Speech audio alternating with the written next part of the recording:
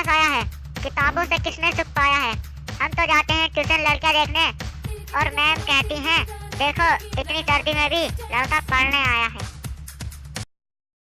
पप्पू कबीर का दोहा सुनाओ। कबीर साला बाबला दोहा दियो बनाए, खुद तो साला खिसक लियो हमको दिया फसाए। वाह पप्पू वाह।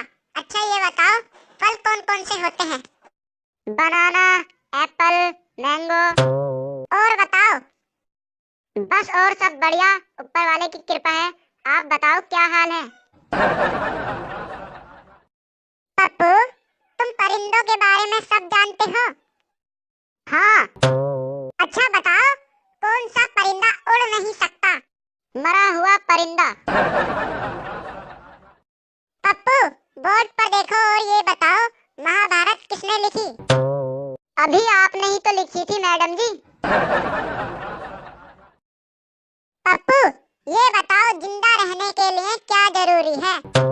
जिंदा रहने के लिए तेरी कसम एक मुलाकात जरूरी है सनम। अच्छा पप्पू ये बताओ बिजली कहाँ से आती है? नानी के घर से। किसने कहा तुमसे? जब बिजली जाती है तो पापा कहते हैं भगा दी सालों ने। नालायक पढ़ ले, कभी तूने अपनी कोई बुक खोलकर देखी है? हाँ मैडम मैं रोज खोलता हूँ एक बुक। कौन सी? फेसबुक, और आपको फ्रेंड रिक्वेस्ट भी भेजी थी। पप्पू बताओ यमुना नदी कहाँ बहती है? मैडम यमुना नदी जमीन पर बहती है। नक्शे में बताओ कहाँ बहती है? नक्शे में कैसे बह सकती है मैडम, नक्शा गल नहीं जाएगा। पप्पू आज तुम लेट क्यों हो गए थे? मैडम तुम मेरी इतनी फिक्र मत किया करो, मेरे दोस्त शक करते हैं। अच्छा अगर तुम्हें दो लड़कियां प्रपोज करें तो तुम किससे शादी करोगे?